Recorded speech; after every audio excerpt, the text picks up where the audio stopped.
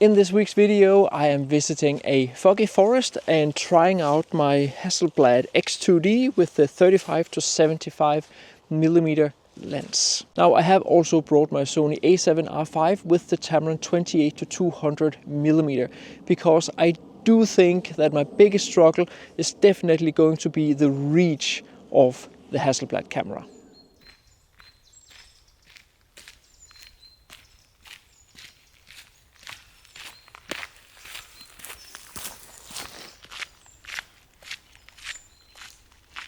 So I found this little cluster of what I think is beech trees right here in the background, and I just immediately saw how the cluster right here zoomed in ought to look really nice. So put on the Hasselblad and I zoomed in, and then I couldn't zoom anymore. So I'm zoomed all the way into 75 millimeter here, which is equal to about 60 millimeter in full frame terms. And this right here is what I get. I cannot zoom further in. I can zoom out and zoom in. I'm going to get the shot and then I'm going to compare it to a shot that I take on my Sony camera with the Tamron 28 to 200 millimeter. So this right here is how I envisioned the composition when I saw it and how I wanted it to be. And I can achieve that when I put on my 28 to 200 millimeter lens and shoot at around 120 millimeter.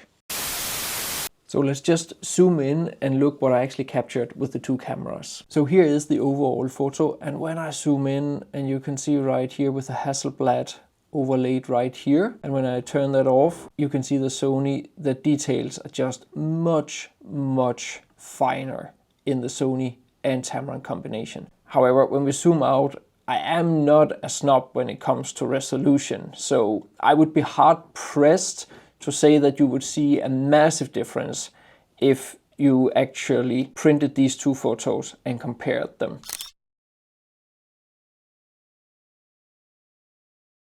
However, here is a much more extreme example. So this deer came out and stood perfectly between these two trees. I had my Hasselblad on and I wanted to photograph it, but I could only zoom in to what is equal to 60 millimeter on full frame. And you can see when I zoom in, there's just not much detail left in the deer. And if I compare that photo to the one I took with the Sony and my Tamron after I just switched over. Now I prefer the composition of the Hasselblad because the deer moved and I can't see both antlers, but you can see there's just so much more detail in the deer's head right here than there is when I crop from the Hasselblad. And you can see I cropped in from this on the Sony, whereas on the Hasselblad the crop is just much more extreme.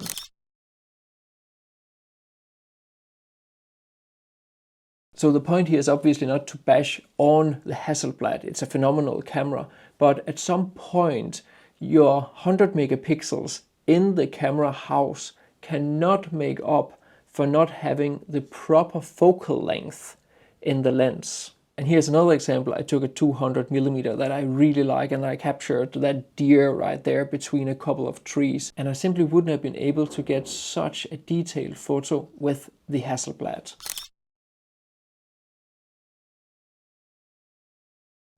And if you want to learn how I compose my photos and think composition, be sure to get my 2 ebooks on exactly that topic. This is where I share all my different compositional tools that I use in the field with minimal text and plenty of examples. I get to the point fast, so you also learn it fast. In the last chapter, I summarize everything I've covered in the ebook in several different examples. There are links to both my first ebook, the second ebook, the follow-up, and the 2 free light versions to each ebook down in the description of this video.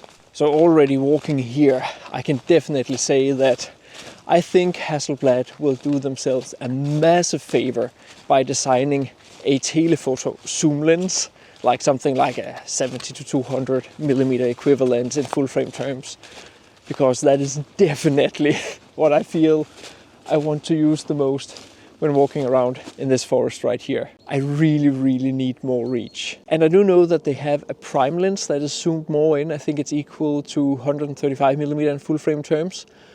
But as you know, I'm not necessarily the biggest fan of prime lenses.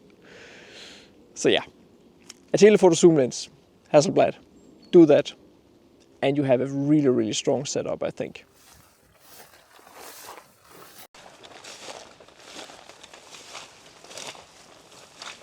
So I found this composition and I've tried to take it both with my Sony camera and the Hasselblad camera. I really had to like walk way into this swamp to get rid of all these foreground reeds.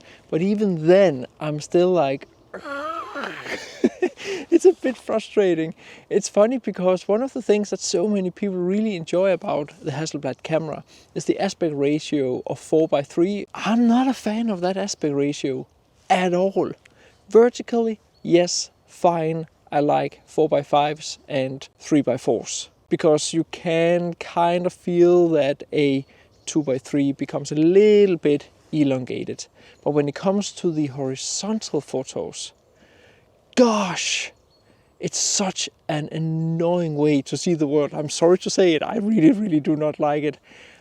For me, I would rather have a camera with a 16:9 aspect ratio, sensor size ratio, than a 4:3. So the problem is when I'm photographing this scene right here, I have to photograph so much more of this useless foreground, because if I don't put in the foreground, then I will have to put in the sky instead, and I really do not want that. And of course many of you will just say, Mads, you can just crop afterwards. Yes, I can, but then I'm throwing away so many megapixels that I may as well just shoot it with a 60 megapixel camera.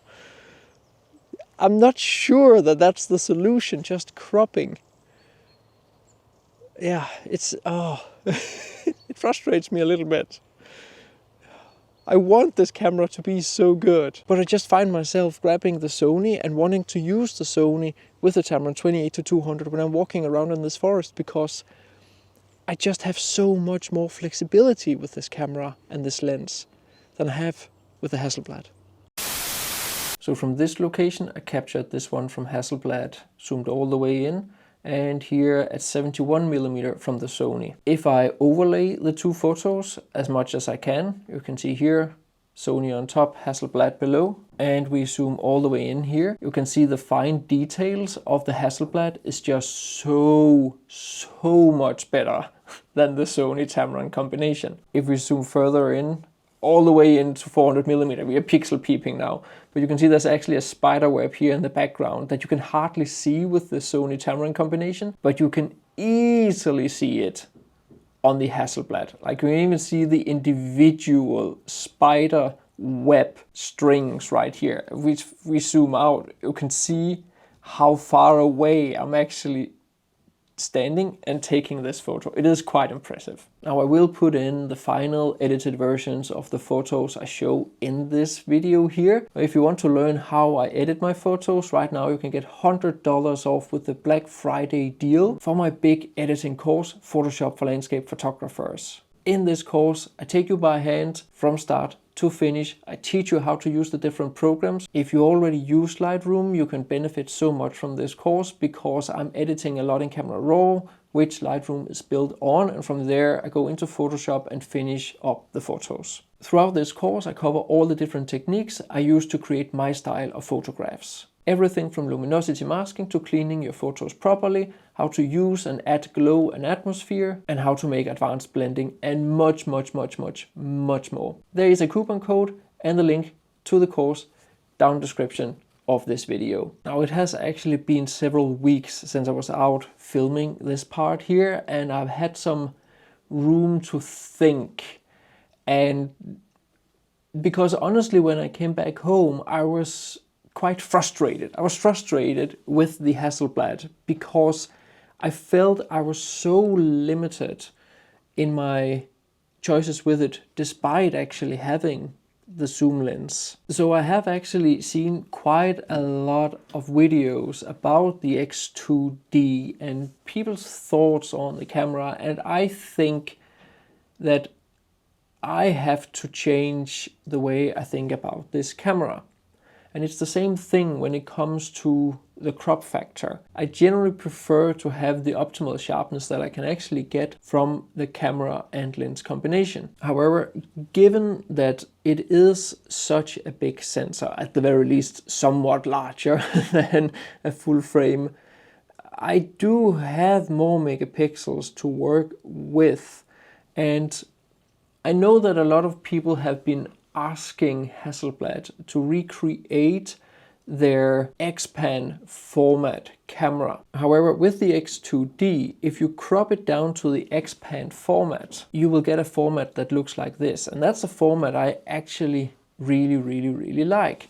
If you zoom in, there are just still so many details. And because it is a medium format camera, the sensor is larger. I obviously have more megapixels in the side than if I was photographing and doing the same crop on a full frame camera. Actually, the X-Pan crop of the 100 megapixel X2D photo here is a 47.3 megapixel photo, 11,300 pixels on the wide end. If I was to do this with the full frame camera, I would end up with an only 33.3 megapixel photo that is 9,500 pixels on the long, which is still really good. And just to take it to the extremes, with a 20 megapixel photo, I would have to crop that down for the X-Pan format to 11.5 megapixels. That is 5,500 pixels long. So the point is that because it is a medium format sensor and you have 100 megapixels to work with, you actually have a lot of choices in regard to cropping in post and making panoramas without having to put those panoramas together afterwards. And instead of Hasselblad actually designing a camera with a long sensor, you also have the option to photograph in 4:3 format. And talking about the 4:3 format versus the 3:2 format, because I would have preferred a sensor that is 3:2, and it got me to think, what format of the sensor actually benefits or uses most optimally the circular format of the lens. So imagine that you had a rectangle that is 4:3 inside a circle where each corner hits the circle's edge, and you have a 3:2 format rectangle also inside that circle. Which one of those two sensors takes up most of that inner part of the circle?